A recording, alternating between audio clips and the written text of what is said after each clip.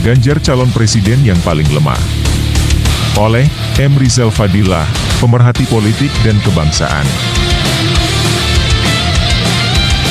Jika calon presiden hanya 3, Prabowo Subianto, Ganjar Pranowo dan Anies Baswedan, maka yang terlemah dari ketiganya adalah Ganjar Pranowo. Gubernur Jawa Tengah yang diajukan oleh PDIP ini dinilai tidak memiliki reputasi yang bagus, baik dari sisi prestasi maupun karakter. Ia lebih dominan bermain di ayunan pencitraan ketimbang karya nyata. Ganjar Pranowo diposisikan sebagai kelanjutan dari kepemimpinan Jokowi, sehingga penilaian keserupaan menjadi konsekuensinya. Wajah Ganjar Pranowo ada pada raut muka kepemimpinan Jokowi. Apa yang terjadi pada pemerintahan Jokowi, itulah prediksi model pemerintahan Ganjar Pranowo andai menjadi presiden. Bermasa depan tidak cerah. Rezim Jokowi itu mengesalkan dan menyesakkan. Kadang juga memuakkan. Rakyat dipaksa harus sering mengelus dada.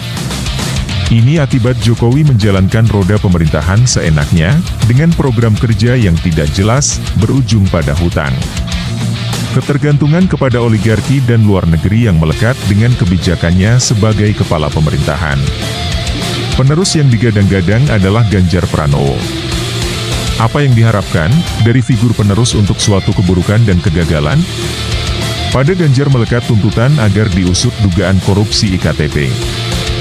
Hobi nonton film porno menjadi tampilan buruk dari sisi moral, dana BAS yang digunakan untuk perumahan kader, menyakiti warga Wadas.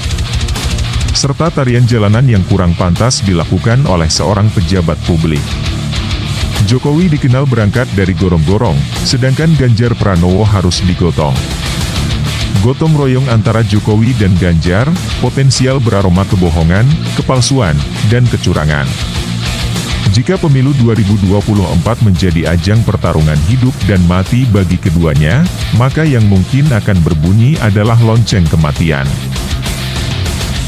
Dalam menggotong Ganjar yang memang sulit untuk dirias cantik, Jokowi terpaksa harus pasang badan. Tentu dalam tekanan Megawati yang telah sukses merebut dan mengambil alih pengusungan Ganjar.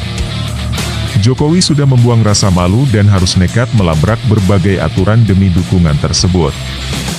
Fasilitas negara pun dipakai untuk kepentingan yang bukan agenda kenegaraan.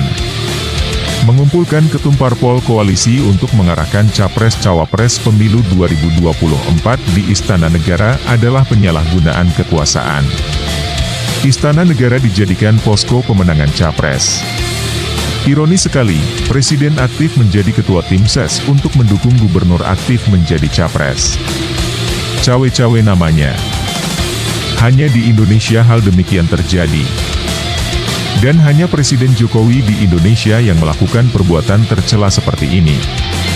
Sebelumnya, pesawat kepresidenan berbahan bakar uang rakyat, digunakan untuk menghadiri deklarasi pencapresan Ganjar oleh PDIP.